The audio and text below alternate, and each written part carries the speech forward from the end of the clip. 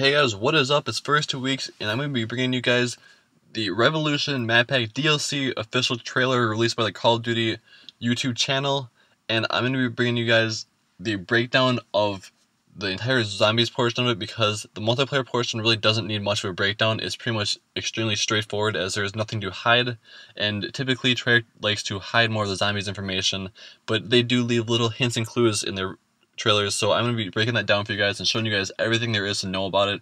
And as far as the Peacekeeper SMG goes, it is not a zombies gun. It will be a multiplayer gun, as you have seen if you have seen this trailer before. And if you have not seen the trailer, I will leave a link in the description and probably also an annotation on the screen, so be sure to check that out.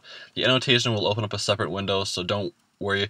If you want to watch that first, just click on that and come back to this video. But for right now, we're just going to press on and go through the zombies portion of the video. I did edit out all the multiplayer sections of this video, and we're going to play through the zombies portions and take a break in certain spots where I think there's something that needs explaining. So let's get started. A brand new... And right away from the very beginning of this video, they bring us into this very vertical sense of the map. It seems like there's more vertical space than there is actually horizontal space in this entire map, because it is a skyscraper, and that's how the skyscraper would normally be designed, you would assume. And so right away here we have one character up top on the right, one character on the left here. Let's take a little bit of a closer look in a split second here. Zombie. And boom, right there. You can see that one guy down there. That one frame basically where he fired that shot, you can see his body down there, and there is a third character down below, which probably no one really noticed at all. I mean, I just happened to be going through this frame by frame and happened to get lucky going across that one fired shot down there, so that way I could see this outline of that body down there. But so where the girl's up top, you could potentially jump down and maybe not die, but you would not go down and out like it would be if you're jumping into a giant pit of death like the elevator, which will be showed later in this video. But the worst that could happen is that you would just go down, and we're not even sure if that would be enough of a fall to make you go down yet. It's hard to tell from the vertical angle that they've given us here to see how much falling damage that would actually give you. And the reason why I do mention this here and why I feel that it is very important to this map is because it really does add that entirely new vertical element to this map, which we've never experienced at any degree even close to this before. So when we're playing this map, it's going to be completely separate from any other map. It's going to be in its own category. It's going to be just this completely new zombies experience, and we're really looking forward to this. Co-op map, a new zombies game mode. Diarise takes place in the Far East in a series of crumbling skyscrapers, and what's cool about it... And here we see there are several skyscrapers crumbling into each other to increase the horizontal playing area, so it won't be completely limited to vertical space. There will be some more open spaces than just the really tight and limited spaces that are shown basically in this entire trailer, so there will be more horizontal space than just the entirely vertical aspect of this map. Is that for the first time we introduced... And here you're going to see that this player has this ridiculous amount of points in round 1 here, so we're going to be seeing the return of the bank into this map Rise as well, because I really don't see any reason for Treyarch to go and put this in the trailer and then decide they're just going to taunt us with it and not really have the bank. That doesn't really make any sense to me. The element of verticality. We're combining open areas of gameplay as well as very narrow, dark corridors. Now, I don't know what you guys, but very dark and narrow corridors, that basically reminds me exactly of Verrucht, and that's awesome because Verrucht is really a fun map because it is that narrow, and it really makes it more fast-paced, and you really have to think your strategy through before you try something with it, because it really is a very tough map to do, because there really is no ray tracing spot, which really makes it that much more challenging. And if this map is going to be more challenging, then that's going to be awesome, because it's always fun to have a challenge in the map. Now here we're going to see something that doesn't really appear like it's that important at first, but it really is.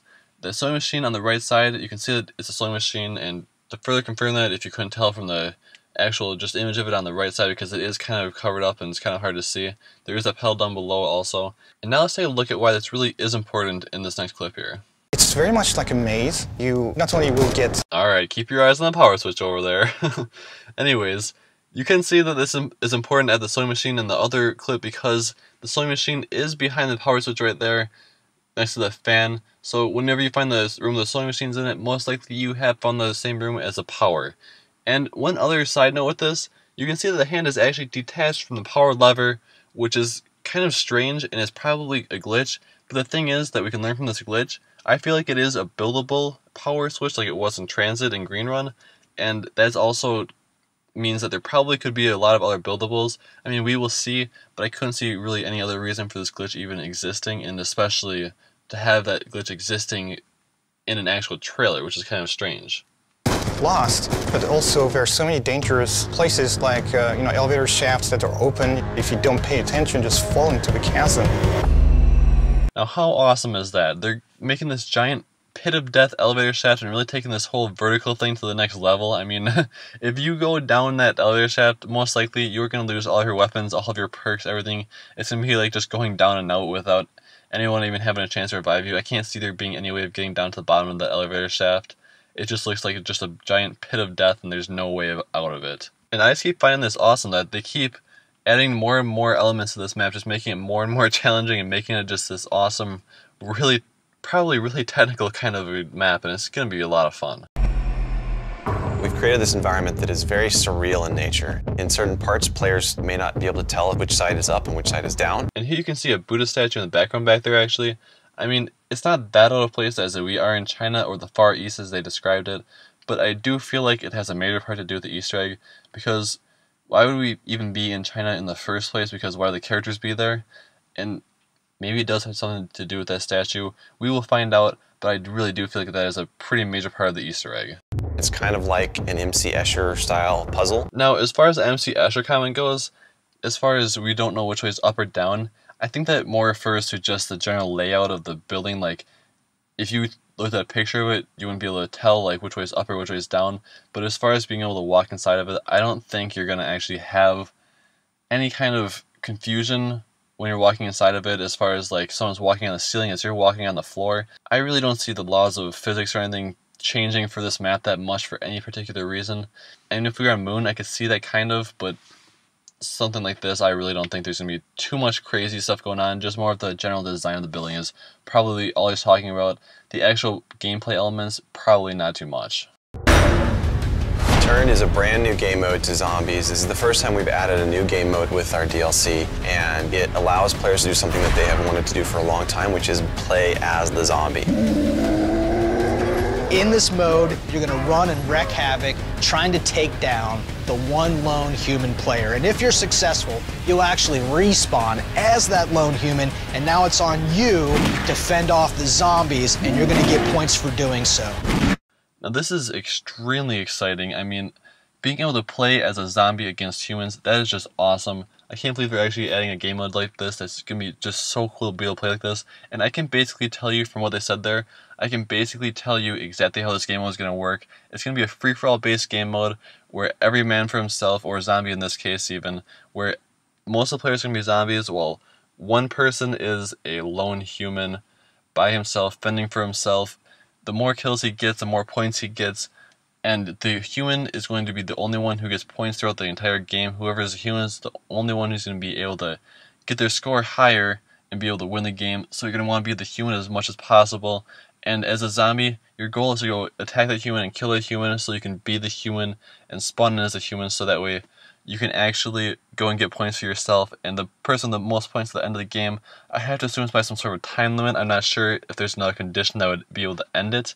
Maybe there would be a score limit also. We will see. But that just sounds absolutely awesome. I cannot wait for this either. And that pretty much sums up my breakdown, guys. This is the entire video and all of its zombie parts analyzed carefully like this. And this is actually my first breakdown, so go ahead and leave a like if you feel like it deserves it. And also, for those of you who are new to my channel and are not subscribed, be sure to subscribe, because I will be definitely bringing you guys tons of zombie gameplay and high round strategies on the new map as well. And maybe even maps, plural, because who knows, maybe there will be smaller survival maps inside of this map too. We don't know at this point yet, but all I can say is it's going to be awesome. And if you're as pumped as I am, be sure to subscribe and like this video. It's going to be awesome. We're going to have a lot of fun with it in the coming days. Revolution, 4 brand new multiplayer maps, a zombies co-op map, a brand new zombies game mode, and the Peacekeeper. All of this is available on January 29th, first on Xbox 360.